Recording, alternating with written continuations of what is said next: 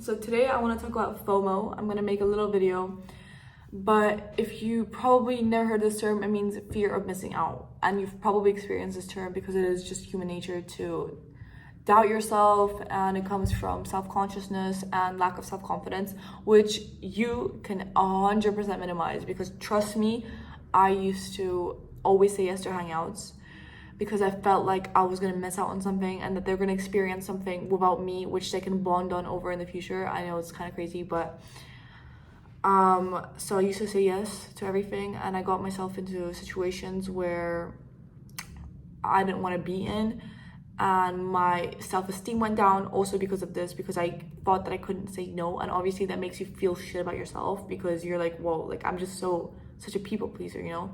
Even if you don't actually say out loud, it's just like subconsciously this is what you think, and your self-esteem goes down. One of the roots for experiencing FOMO is confidence and is self-esteem, and this is 100%, you can work on this. I'm gonna go into how you can fix it, minimize it. You can't really fix it, but I would say that there's two different types of FOMOs. There's the on a macro scale and a micro scale. On a macro scale, it's on the grand scale of, oh, did I choose the right country to live in? Did I make the right decision with this? Like, am I always doubting myself? Like, did I make the right career choice?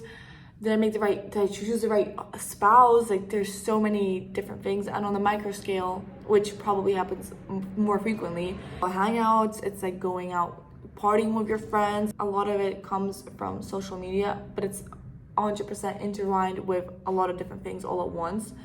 But social media played a big role. I haven't had social media in plus minus 1.5 years, I think. I'm not counting, but I definitely remember that I was really insecure about this, and that I was always comparing myself to, oh, people are doing so much with their lives right now. Like, what am I doing?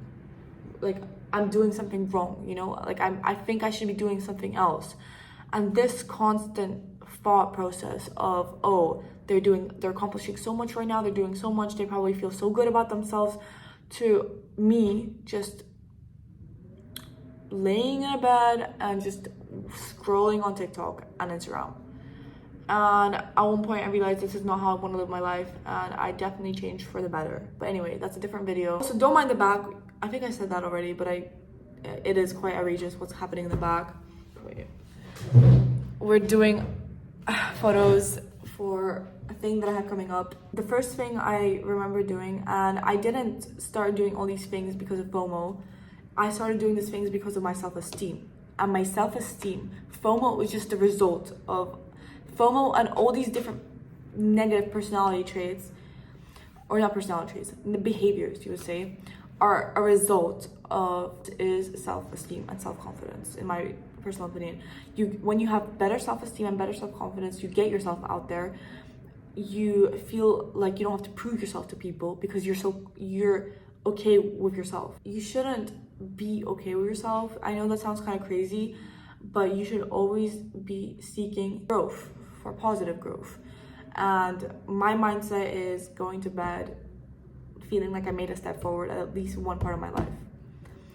So FOMO also comes from being interdependent, like on others. It's just a result of that. So learning to be by yourself is extremely important. I used to never be doing things by myself. I used to always want to do things with other people. Oh my god, that literally changed a lot of things for me. I went to the movies by myself. I went to the beach by myself constantly. I constantly do things by myself. And it's also, social connections are really important, and I'm not saying that you shouldn't have them. In fact, I encourage you to have them, because that also plays into self-esteem, and your social status within a group also plays into self-esteem. But physically exercising, and not only going to the gym, there's many different ways of exercising. Gymnastics, boxing, I don't know, karate, many different ways of exercising. But this already builds your self-esteem, because you feel like you're moving and you feel like you're doing something with your time, instead of just scrolling on TikTok, or instead of overthinking about things. When you make actions, these experiences that you have, the more experiences you have, the more you feel validated with yourself. You realize that these little things of, oh, what are they doing right now? It doesn't matter. It does not matter. It does not matter what anyone else is doing except yourself. Okay, maybe not your family, but a lot of the times we're constantly overthinking about things because we have nothing else to do. We feel like we have to overthink about things that don't matter. So get yourself busy. I'm telling you, getting yourself busy, making tasks for yourself, even the small ones, even ones that you think are like, what the hell, like, why would I write that down on my to-do list? Like, putting yourself out there and getting yourself busy is genuinely what made me look at myself differently. Once I started fulfilling the tasks that I put every single day, like on to-do lists, I felt more confident with myself. I felt more confident in my skills. I felt more confidence in my word and what I was saying matching up to my actions.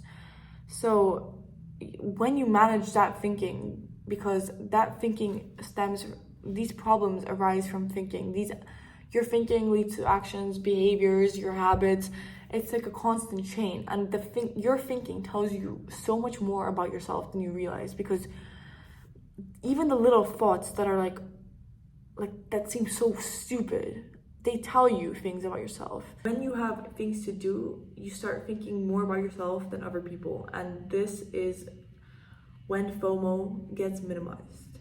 So yeah, doing things by yourself 100%, doing to-do lists 100%, saying no to more things. No, wait, no. It's very good to say yes because it builds more experiences for yourself. But I meant saying no to things that you objectively know is not the right thing to do. And a lot of times people have difficulties working out what the objective decision should be, but just write it down. Speak to yourself on the camera, talk about yourself, lay everything out. And when you have a to-do list, and it's like, for example, going out for dinner and spending 30 euros when you know that you have food at home and that you have tasks to complete at home. Even though you feel like you want to go out for dinner, the right thing to do is to stay at home. And when you say no to that makes you feel better about yourself in the long term. So yeah, hopefully I didn't go off topic many times. And yeah, hopefully you guys learned something.